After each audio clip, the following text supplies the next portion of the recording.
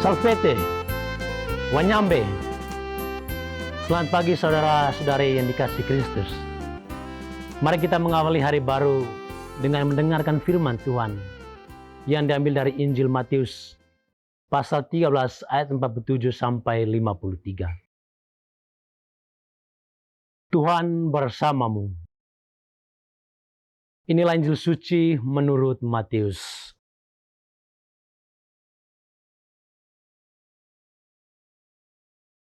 Sekali peristiwa, Yesus berkata kepada orang banyak, "Kerajaan surga itu seumpama jala besar yang ditebarkan di laut, lalu terkumpulkan berbagai jenis ikan.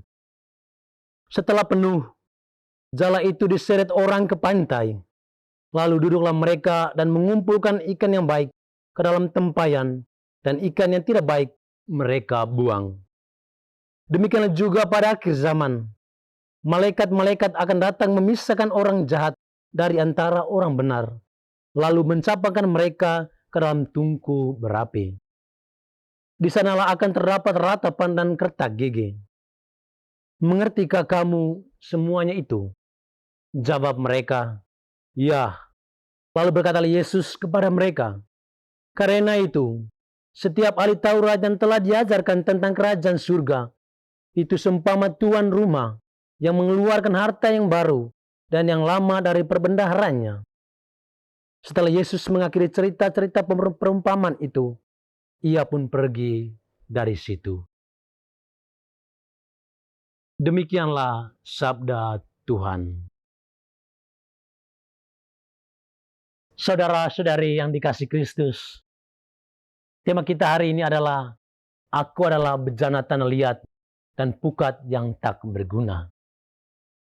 Melalui penglihatan Nabi Yeremia tentang tukang periuk, Allah menunjukkan cara kerjanya dalam menangani manusia yang ibarat bejana tanah liat, rapuh, mudah retak, dan gampang jatuh ke dalam dosa. Meskipun manusia seringkali memberontak dan melarikan diri bagikan periuk yang rusak, sang tukang periuk tidak membuangnya, melainkan dengan sabar membentukannya kembali menjadi bejana baru yang indah. Kesetiaan dan ketekunan Allah dalam memulihkan hidup manusia tidak pernah pudar selama ada keterbukaan hati untuk dibentuk ulang olehnya. Proses pembentukan dan pembersihan rohani ini sejalan dengan apa yang digambarkan oleh penulis Injil Matius hari ini mengenai perumpamaan pukat yang dilabuhkan di laut. Pukat tersebut mengumpulkan berbagai jenis ikan. Namun pada akhir zaman, penghakiman Allah akan memisahkan orang jahat dari orang benar. Yang tidak baik akan dibuang, sedangkan yang benar akan dikumpulkan ke dalam kerajaan surga.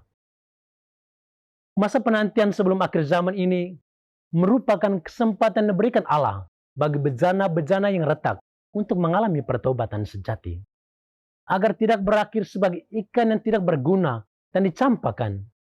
Setiap orang beriman dipanggil untuk merespon kasih, sabda, dan pengampunan Tuhan dengan sikap hidup yang bijak, membiarkan diri senantiasa dibentuk baru oleh tangannya yang agung. Saudara-saudari terkasih, bagaimana dengan kita? Dalam kehidupan kita sehari-hari, kita sering dihadapkan pada banyak pilihan yang tidak selalu mudah. Kadang kita tergoda untuk mengikuti hal yang salah karena terlihat menyenangkan atau menguntungkan.